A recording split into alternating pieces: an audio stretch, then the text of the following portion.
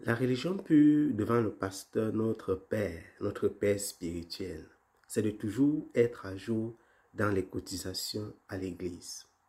C'est de payer sa dîme. La religion pure devant le pasteur, notre Père spirituel, c'est de laver le sol de l'église, d'accompagner ses enfants à l'école, de faire des travaux ménagers dans sa maison.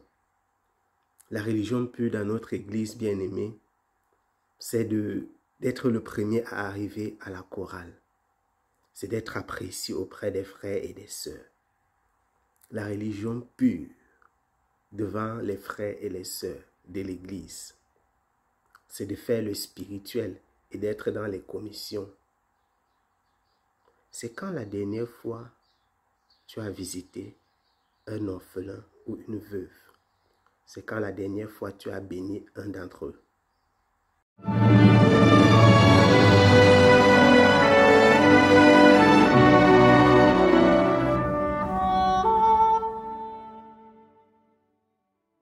Shalom et bien-aimés dans le Seigneur, je vous salue dans le saint et le précieux nom de Jésus-Christ.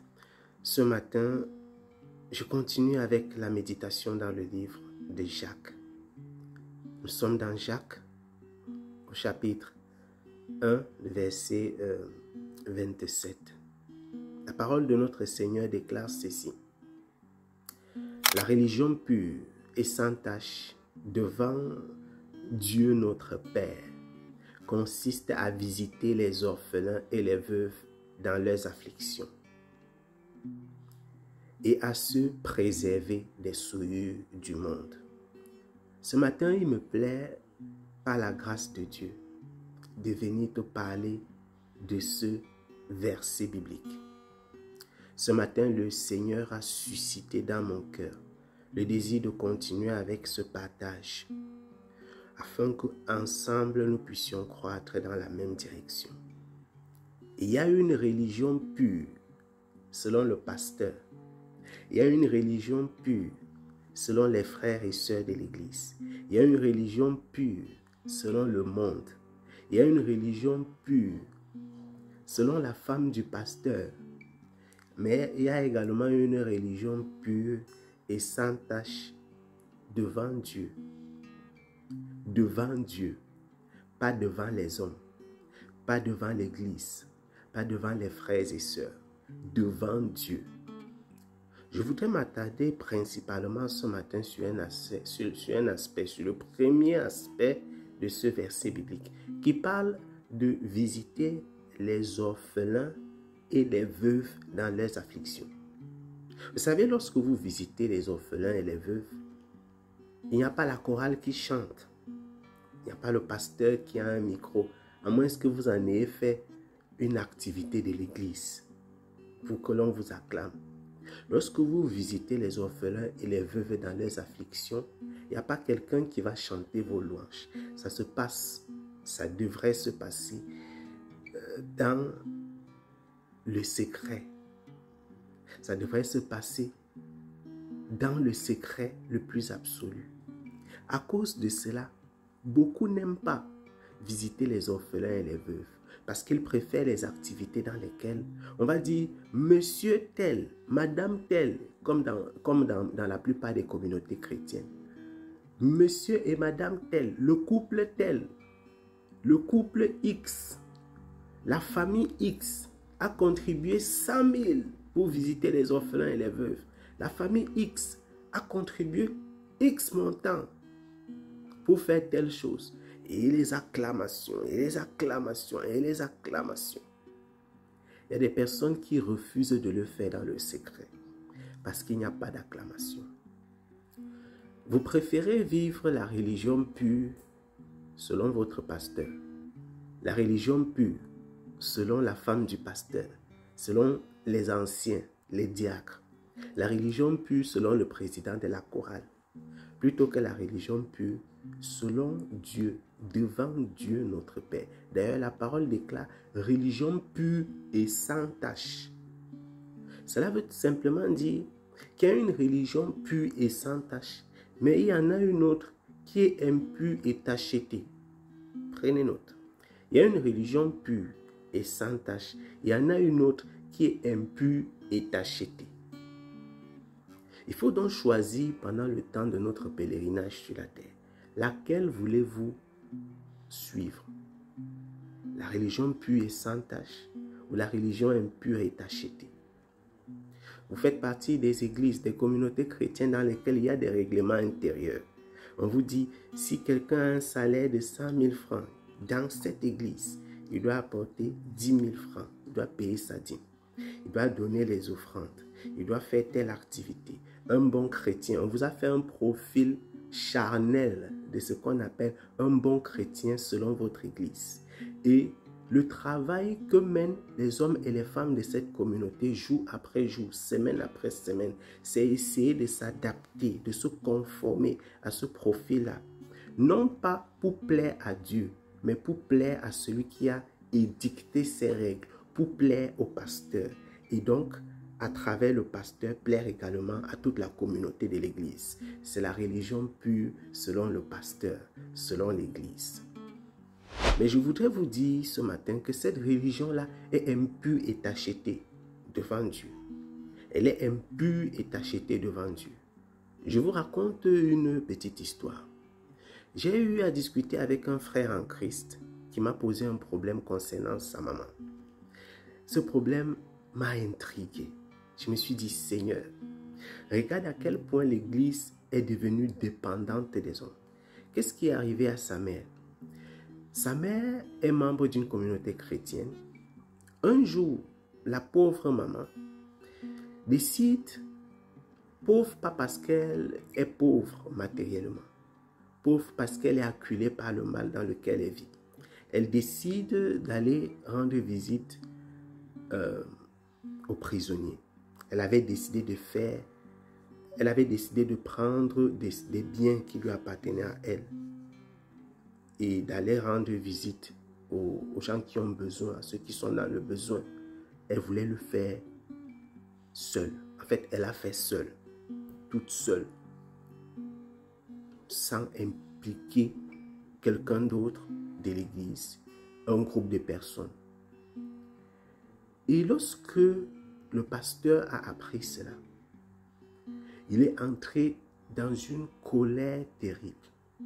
Il a traité cette femme de rebelle, d'indigne, parce qu'elle a mené une activité seule, sans impliquer l'église, parce qu'elle est orgueilleuse, parce qu'elle veut montrer sa liberté.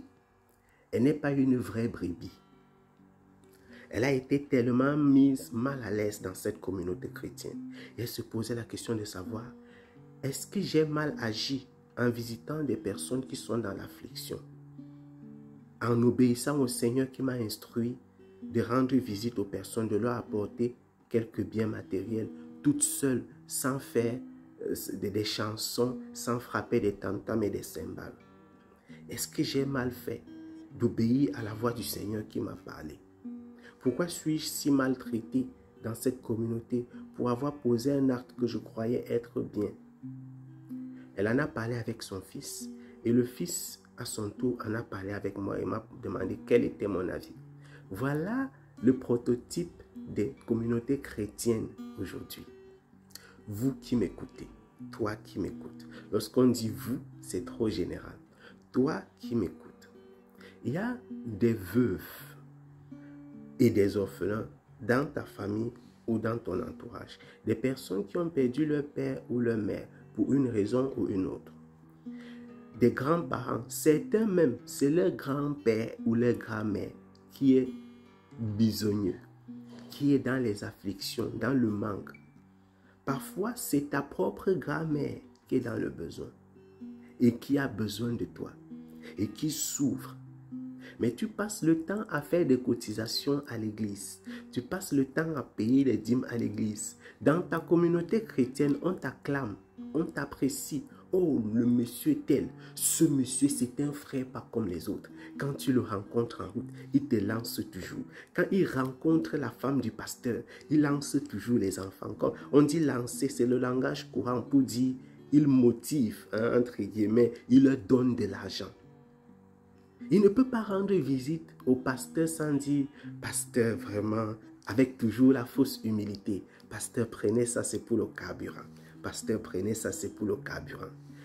Tout ceci est fait en plus de la dîme du dimanche, en plus des offrandes de la construction, en plus de l'offrande de la prise en charge de la famille pastorale, en plus de l'offrande du congé du pasteur, en plus de l'offrande de la prise en charge de l'église. Oui, mais bien aimé, il y a des communautés chrétiennes où il y a 6, 7 offrandes, des paniers alignés comme ça pour recueillir des offrandes qui sont toutes, selon le pasteur, séparées les unes des autres. C'est comme des différents comptes bancaires, évidemment, dans lesquels ceux qui doivent gagner, ce sont les chrétiens. Tu participes à tout ça. Mais dans ta famille, derrière ta maison au quartier, dans ton entourage, tu vois cette vieille femme qui souffre et que chaque jour tu passes, tu regardes. Tu vois sa souffrance. Sa souffrance est visible. Elle transperce les yeux. Tu vois ces enfants-là, mal vêtus de ton quartier. Tu vois ces enfants-là, bisogneux dans ton entourage. Tu vois tes cousins, tes cousines, tes neveux ou tes nièces qui n'ont pas de vêtements, qui ne vont pas à l'école, qui ne sont pas instruits. Tu les vois tous les jours. Tu passes à côté de cette veuve, de ces orphelins-là qui souffrent. Tu as ton propre père, ta propre mère. Tu as les orphelins et les veuves dans ton entourage qui souffrent, qui manquent de quoi se nourrir, qui ne peuvent pas se soigner. Mais tu donnes la dîme à l'église. Tu donnes le carburant au pasteur. Tu donnes le carburant aux frères en Christ. Tu motives les sœurs. Tu es le premier à arriver à la chorale. La religion pure et sans tache devant l'église des bien-aimés, qui est une religion impure et tachetée devant Dieu, c'est celle-là que tu as décidé de suivre. C'est quand la dernière fois tu as donné un bien matériel ou de l'argent pour prendre soin d'une veuve. Tu as participé à bénir un frère ou une sœur qui souffre sans que personne ne soit à côté. C'est quand la dernière fois tu as aidé quelqu'un à se soigner sans que personne ne te voie. C'est quand la dernière fois tu as fait du bien à quelqu'un sans qu'il n'y ait des chansons, des cymbales, des acclamations. C'est quand la dernière fois tu as véritablement fait du bien à quelqu'un en dehors de votre église. Je ne parle pas de ces offrandes cette année on va donner des dons aux enfants de l'église, on va visiter les orphelins dans l'église, on va faire ceci dans l'église, les prisonniers dans l'église. Je ne parle pas de l'église, je ne parle pas de la communauté des frères et des sœurs, je parle de toi, je parle de ta vie, je parle des activités que tu as initiées en toi-même dans le secret de ton cœur, qui ont été conduites par le Saint-Esprit. Si tu hésites à répondre à cette question, il est temps de te repentir. Ce n'est pas la fin. Ce n'est pas la fin. Ce n'est pas une catastrophe. Il y a un temps pour chaque chose. Si tu as jusqu'ici suivi la religion pure et sans tache selon le pasteur, selon la communauté chrétienne, aujourd'hui, je suis venu par le Seigneur te présenter la religion pure et sans tache devant Dieu notre Père, devant Dieu notre Père, devant Dieu notre Père, devant Dieu notre Père. Oui, je sais, on vous a enseigné que l'église dépend de vous, elle repose sur vos épaules. Est-ce ton église ou l'église de Jésus-Christ? L'église qui est votre bâtiment dans lequel vous vous réunissez. Vous avez été enseigné qu'elle dépend de vous. Elle vit par vous. Le pasteur vit par vous, ainsi que sa famille. Je n'entrerai pas dans cet autre enseignement aujourd'hui. Je voudrais me focaliser davantage sur ta vie, sur ma vie, sur la vie des frères et des sœurs en Christ. Mon bien-aimé et ma bien-aimée, si tu as suivi jusqu'ici ces enseignements-là, je t'en conjure dans le nom de Jésus-Christ, dans le Seigneur. Tu es dans la religion pure et sans tache d'après votre pasteur, d'après votre église. Mais je voudrais te dire aujourd'hui, tu n'es pas dans la religion pure et sans tache devant notre Dieu, devant le Seigneur Jésus-Christ. Il est donc temps de se repentir et de retourner vers le Seigneur. Rentrer vers les anciens sentiers et suivre la voie de la vérité. Retourne-toi, rentre dans ta chambre. Implore la grâce et la miséricorde du Seigneur. Demande pardon à Dieu. Demande-lui, que veux-tu que je fasse? Regarde dans ton entourage ces femmes qui souffrent, ces orphelins et ces veuves, ces personnes qui te demandent souvent de l'aide et à qui tu dis non, je ne peux pas t'aider, je ne peux pas t'aider. Le pasteur doit voyager. Ce dimanche, on doit contribuer, on doit payer pour les escaliers de l'église.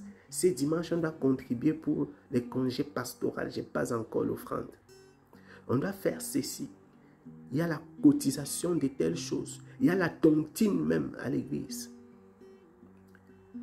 C'est fini ces justifications. La religion pure et sans tache devant Dieu est différente de celle qui plaît au pasteur. Maintenant, il va falloir choisir que veux-tu suivre réellement. À toi de savoir qui veux-tu suivre, Jésus-Christ ou les hommes. Soyez abondamment bénis, mes bien-aimés. Soyez abondamment bénis. Shalom, shalom.